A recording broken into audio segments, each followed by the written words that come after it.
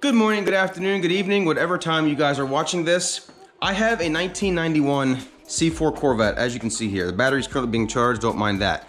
There are something about older cars that newer cars no longer have, and it's kind of sad. That being grease fittings. A lot of the newer cars have greaseless parts to the car, and they don't have the fittings anymore, so you can't like maintain them by adding grease. My personal opinion is because manufacturers want stuff to wear out faster, so you have to replace them. Maybe that's not true, that's just my thought. But on this car, like I said, it does have grease fittings, and I'm gonna show you, if you don't know what a grease fitting is, what they are. And you can see right here, this thing right here, that silver thing, and another one right there. Those are the grease fittings. What that is you put a grease gun on the tip of that and you actually install grease into that fitting. And you'll see some grease coming out the ends here as you put it in, which is exactly what you want. Now, to make sure that I'm telling you guys completely appropriate information, I do have my 1991 service manual here to show you guys the exact steps and what to look for, and we're gonna get into that right now.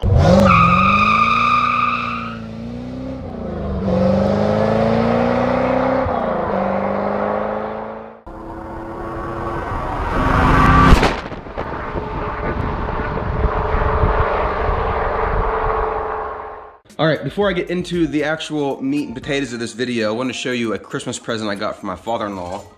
Check this out. C4 Corvette logo, of course, and you can turn it on and off with that little switch over there, the actual LED backlight. But I thought that was really, really cool. Absolutely love it. Tim, if you're watching, you're probably not. Thank you. I'm gonna show you guys what the book actually says about this, so you guys can, save it to a screenshot your phone if you ever want to see this. But this comes directly from the book. It says, wipe off all dirt from the grease fitting before lubricating the joint. Ball joints should not be lubricated unless their temperature is -12 degrees Celsius or 10 degrees Fahrenheit or higher. During cold weather, the ball joint should be allowed to warm up as necessary before beginning lubricating. Use a low pressure grease gun on all joints to prevent seal damage. Steering tie rods. Apply grease until grease flows out between seal and tie rod housing. Ball joints. Apply grease slowly while watching grease seal. Apply grease until grease is seen bleeding from the seal. If the seal expands but no grease is seen, do not apply any more grease and allow time for the grease to bleed from the seal.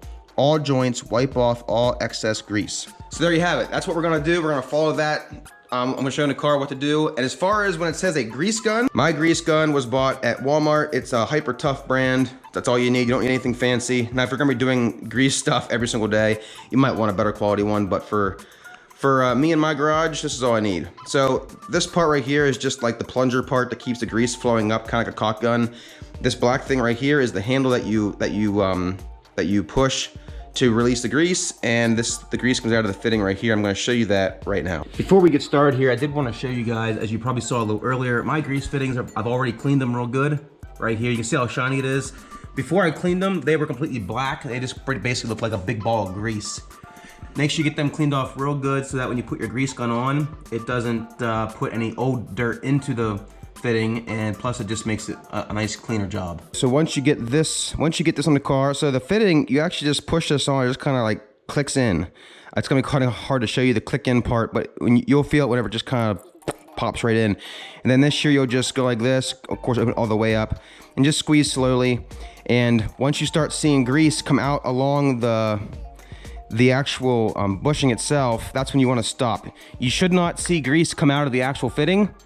It should come out like around here. Also like around down here. Mine's pretty dirty right now, it's kind of embarrassing, but you'll see grease like coming out. Like when you start seeing it squirt out, then that's when you know you're done and you can stop squeezing your grease. We are just going to push this on. There, it just kind of slips right in, and then we're just gonna do this.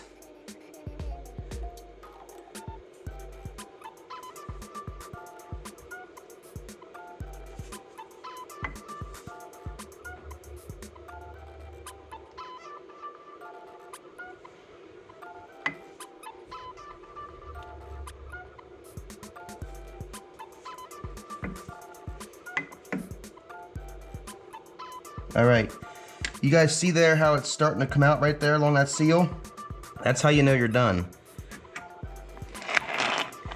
So it started dripping right in there. See that old grease right there, how it's coming out? That's how you know it's full.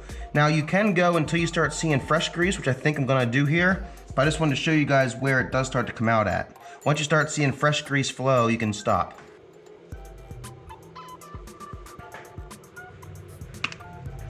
There you guys go. You can see some red grease there coming out now. That's a good sign. So you can just take this off and get a paper towel, just clean it up as best you can, just to get that nasty, dirty grease off of there. Now when we put grease in, we're gonna be looking for grease to come out right here. Now remember, if it bulges and you don't see grease, you're supposed to stop and let it bleed for a while. But we're gonna see here what actually happens when we do this. Remember, we're looking here to see grease come out.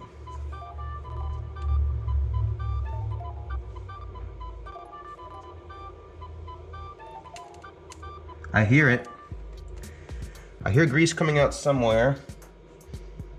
Looks like it might be coming out in the back. Not yet.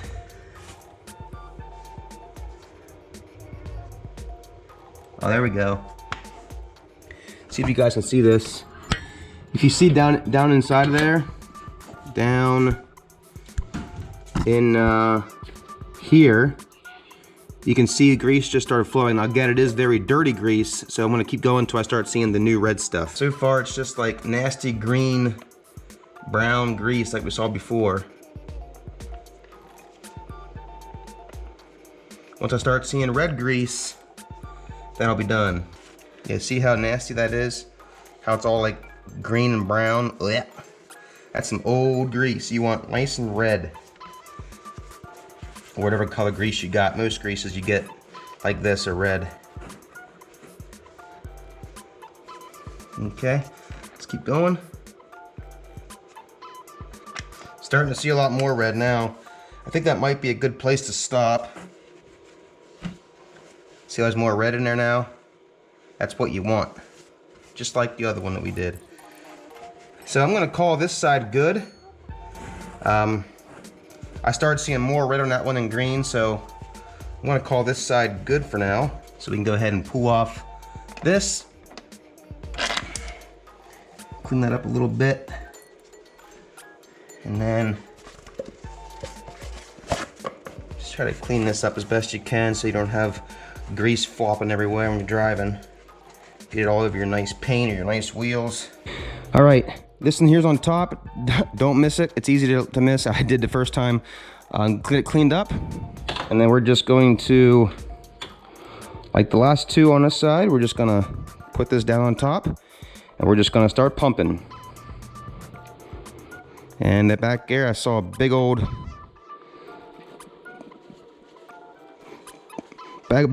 blob of grease back here. Look at that. Oh yeah. And it's nice and red, which means I'm done there. I'll pull that off. We can clean this up real nice. Now that side is done. Perfect.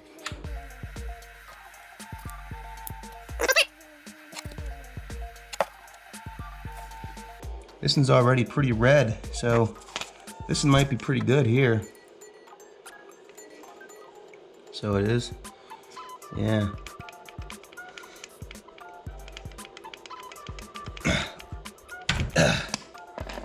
Yeah. If you guys happen to get any on your brake rotor, make sure you get that off because you don't want that grease going through your brake pads because you're gonna have some braking problems and that isn't a good idea when you're driving, especially a Corvette. It's definitely going on the brake caliper, the brake rotor, so you're gonna have to make sure you get that off. I'll show you what I mean here. If you guys can see that in there or not, but all the grease is coming in. It's still really dirty, but it's touching the brake caliper, so we'll have to make sure we get that cleaned off before we're done here, but starting to see red. Red's a good sign. Yep. All right. All right, and the only one we have left is this one. Make sure you get it good and clean. I am actually running out of grease here, folks. I'm going to get some more grease here probably before this job's done, but doesn't matter. Stick that on there like that and start pumping. You should start seeing grease come out around here, maybe in the back, but that's where the grease will come out at.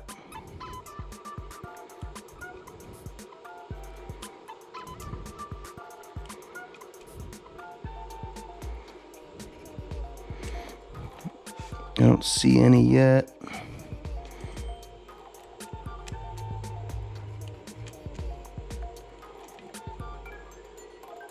There we go.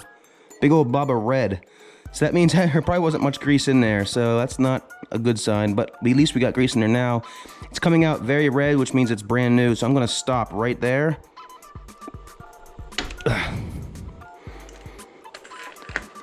Clean this up. Yeah, see how red that is? That is nice and fresh.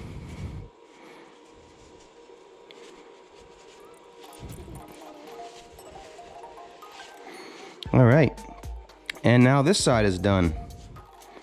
Wasn't too bad. There you have it, folks. So both sides are now done. That was not a hard job, just takes a little bit of time, maybe 15 minutes to do both sides, but you get the one on top there, you got the two on the bottom we just did. But now would be a good time when you guys are doing this to like clean up these. They're all dirty and black, and kind of get this all cleaned up. This should look like this, nice and clean and silver. I've seen car show cars that this is all like gorgeously beautiful aluminum, and it just looks really, really nice. I'm gonna try to get mine cleaned up here a little bit. I'm not gonna videotape that because it's just cleaning, but I hope you guys enjoyed seeing that. I'm gonna be completely honest with you guys because I always am. I've had the car now for 14 years. January was 14 years, and that is the first time that I've greased the fittings. I'm not proud of that. I honestly just never thought to do it. But you are supposed to do it every 3,000 to 5,000 miles, depending on how hard you drive it and like if you drive it in a lot of dirt and stuff like that. I've had the car 14 years and I've only put 24,000 on the car. So I should have done it, 4 times, 5 times, but I didn't. But at least now we're good. As you guys can see, there was a lot of dirty grease. Make sure you get all that dirty grease out and you start seeing the clean grease come through. Once you start seeing the clean grease come through, you can stop putting your grease in. And again, every 5,000 miles. Hope you guys enjoyed this video. It's a very short little how-to for your grease fittings. Again, a lot of newer cars don't have them. I looked it up on Google while I was making this video, and it said that a lot of the new parts are lifetime greased. I don't know how much I want to believe that, but you can have your own opinions on that. But if you have an older car, especially C4, if you're watching this video, it's probably because you have a C4. Those are the 6 fittings on this car.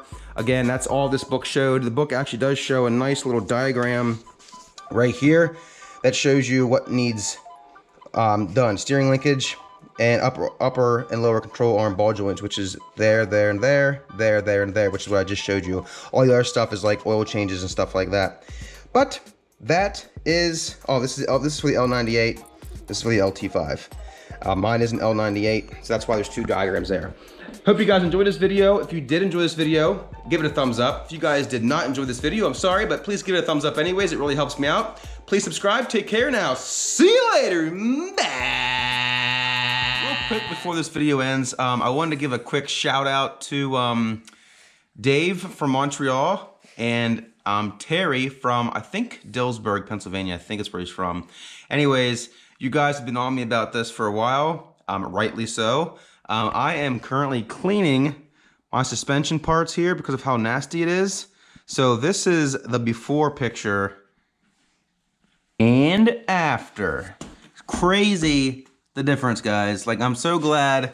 Dave, Terry, thank you for having me get off my butt and do this. Got my calipers cleaned up as well.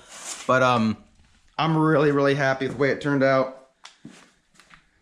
This one over here is done too. Look at this. Looks so much better. So that's a wrap.